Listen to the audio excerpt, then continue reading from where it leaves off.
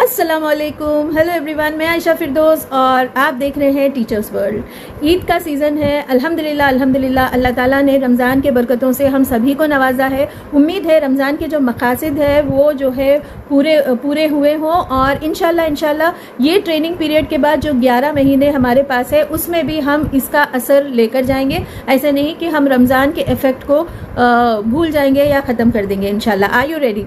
तो चलिए आज के वीडियो में हम देखते हैं हम कुछ ऐसे अज़ाइम बनाते हैं, ऐसे इंटेंशंस, ऐसे गोल्स बनाते हैं जिससे कि हमारे आने वाले 11 महीने में भी हमारी जो है रमज़ान की ट्रेनिंग कंटिन्यू हो और हम जो है एक बेहतर इंसान और बेहतर मुसलमान बन सकें इंशाल्लाह। Are we ready? Good to go. आपके पास कुछ आइडियाज़ है तो ज़रूर शेयर करिएगा।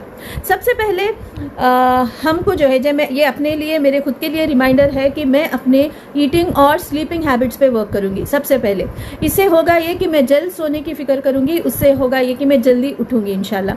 तो जल्द सोने की फ़िक्र जो है अपना डायरेक्ट ईटिंग से जुड़ा हुआ है। तो अपना जो डिनर है इंशाल्लाह हम जल्दी ख़त्म करने की कोशिश करेंगे। सारे आजकल के डॉक्टर्स और हेल्थ एक्सपर्ट्स यही कह रहे हैं कि आपका last meal of the day it's better sunset के साथ हो जाए तो बहुत बेहतरीन बात है, जो कि बिल्कुल इस्लामिक पर्सपेक्टिव है, जो कहते हैं मगरिब के साथ जल्दी खाना ख़त्म कर दो और जल्द सोने की फ़िक्र करो। तो इसको हम अमल में ला लेंगे इंशाल्लाह जिससे कि आपका पूरा सर्कैडियन रिदम अच्छा रहेगा। So the first thing we'll do is we'll work on our eating and sleeping habits and we'll जिससे कि हमारा एक हेल्दी लाइफस्टाइल जो है एस्टैब्लिश हो जाएगा। That is definitely an outcome of Ramzan. ठीक है। सेकेंडली, लेट्स प्रायोरिटाइज सलाह को हम प्रायोरिटाइज करेंगे।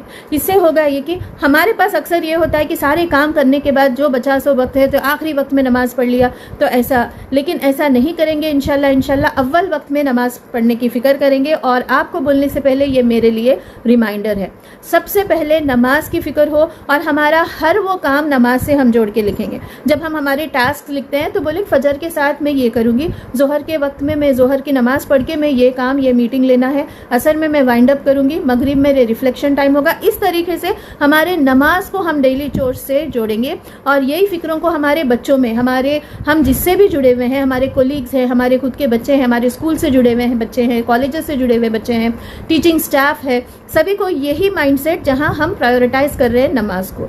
एंड मैंने एक तकरीर में सुना था कि आपका जो लाइफ का जो रिफ्लेक्शन है ना वो डायरेक्टली जो है रिफ्लेक्ट होता है आपके नमाज से। आप नमाज में जितने पाबंद हो, जितने अटेंटिवली आप नमाज पढ़ते हो, वक्त पर पढ़ते हो, तो आपकी ज़िंदगी भी उसी मोड पे चलते रहेगी। तो ये बहुत ज़बरदस्त रिफ्लेक्शन है। थर्ड वाला पॉइंट जो है, सिमिलरली हम कुरान को जो है अपनी ज़िंदगी में लाएंगे। जैसे रमज़ान जो है, रमज़ान के लिए रमज़ान का तोहफ़ा कुरान है जो नाजिल हुआ था और बेशक कोई मकसद से अल्लाह ताला ने नाजिल किया। कुरान को हम जो है book of guidance, book of wisdom, तो हम ये दुआ करेंगे कि कुरान के नूर को हमारी ज़िंदगी में हम लेकर आएंगे। इसके लिए भी हम प्रायोरिटाइज़ करेंगे कि हम दिन की शुरुआत में बाद फजर के तिलावत करेंगे या मगरिब के बाद तिलावत करेंगे। और ऐसा नहीं कि जब सारे काम हो जाएंगे थक हाक कर हम बैठेंगे तो तब जो है किताब जो है कुरान निकाल कर पढ़ें, ऐसा नहीं। तो हम हमारे काम करने के एनर्जी को नमाज और कुरान से डिराइव करेंगे इंशाल्लाह। मैं जब हम कह रही हूँ that is a reminder for me once again. यहाँ पे आपको जो भी पॉइंट याद आता हो आप कमेंट सेक्शन में ज़रूर लिखिए।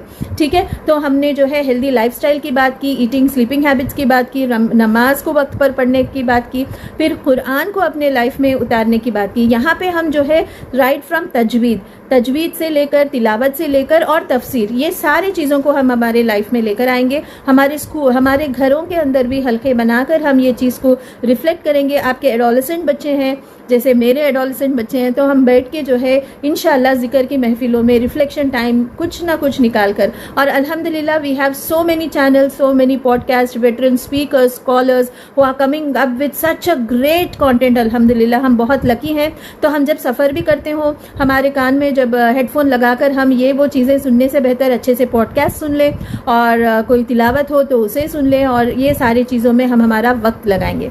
फोर्थ, हमारे जो फैमिली टाइज है उसको बरकरार रखने की कोशिश करेंगे। जहाँ पे भी सिला रहमी करना है तो हम पहल करेंगे कि जाकर हम माफ़ी मांगे। इस ईद के मौके पर आप कुछ गिफ्ट लेकर चले जाइए, कुछ रिश्तेदार जो आपसे खफा है उनसे आप मिल लीजिए और आप यही नीयत करिए, अल्लाह मैं ये काम कर रही हूँ, मैं इखलास से जो है ये काम कर रही हूँ, अल्लाह मुझे कबूल करो। शायद आपको वो रिस्पॉन्स वहाँ से ना आए जहाँ पर आप गए, वो लोग अभी भी उनके दिल में कुछ रख लेके है, तो वो आपका प्रॉब्लम नहीं है, वो भी अपने इस्लाह के लिए कुछ करना उनके लिए भी ज़रूरी है। तो आप अपना पहल करिए, जाके अपने रिश्तेदारों से और जिसको भी आपने कई अरसे से कॉल नहीं किया, जो आपके कॉल के मुंतज़िर होते हैं, उनको कॉल कर लीजिए, विश कर लीजिए, आप एक 5 मिनट उनकी बात सुन लीजिए, इससे भी बहुत खुशी मिलती है।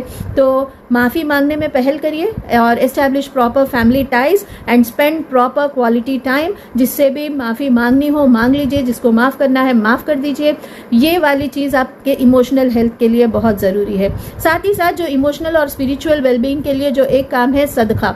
सदका तो हम देते हैं, चैरिटी हम पूरे रमज़ान में देते हैं और अपने पास जो अच्छे कपड़े हैं, बेहतर कपड़े हैं, अच्छा सा खाना है, गरम गरम खाना है जो बनता है, ईद का जो आप ट्रे सजा कर अगर आप किसी को भेजते हैं मिस्किन को, बहुत अच्छी बात है। ठीक है, सारी दावत के बाद सब कुछ ख़त्म होने के बाद जो बचा है उसको निकाल कर अगर आप किसी को सर्व कर रहे हैं, यहाँ पे भी सही नहीं है। तो जैसे कि बन जाता है गरम गरम, तो किसी मिस्कीन को जहन में रख के या फिर आप खुद उनके जो है घर में ईद के पैसे वगैरह, सौदे के पैसे वगैरह दे दीजिए, ताकि उनकी ईद भी, जहां आपके पास काम करने वाले हैं, आपके ड्राइवर्स हैं, आपके वॉचमैन हैं, आपके आयाज हैं, या जो भी आपके घर में अटेंड करने वाले मेड्स हैं, उनके घर की ईद की भी फिक्र आप करिए। इसके लिए इसको जो है अल्लाह ताला आपके लिए खैर के दरवाजे खोल देंगे।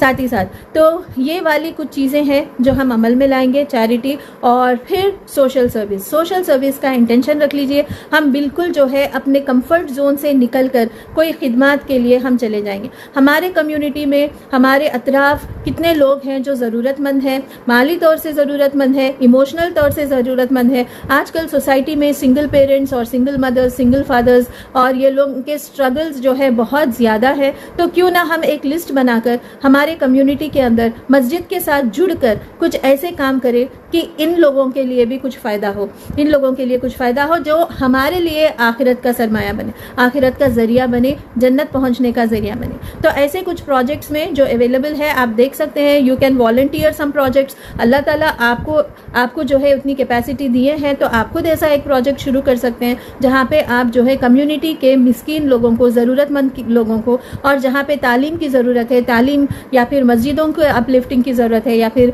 जो भी इस किस्म की मैं अक्सर कहती हूँ लेगेसी प्रोजेक्ट्स को अगर आप इनिशिएट करेंगे जो आपके लिए सवाब जारिया का ज़रिया बन सकते हैं। तो इस रमज़ान में कुछ ऐसी फ़िक्रों को लेकर और बिल्कुल ज़बानी तौर पे नहीं, आप पेपर पे लिख के ये चीज़ों पर वर्क करना शुरू करिए। क्यों ना हम टीचर्स वर्ल्ड के ज़रिए से ही ये चैलेंज को शुरू करते हैं। आप जो भी एक्टिविटी और जो भी प्रोजेक्ट का इनिशिएटिव लेते हैं आप ज़रूर मुझसे शेयर करिए। आप देख रहे हैं मैं स्कूल्स के जो है अपने इनिशिएटिव्स को शेयर कर रही हूँ, तो आपकी बात में भी शेयर करूँगी।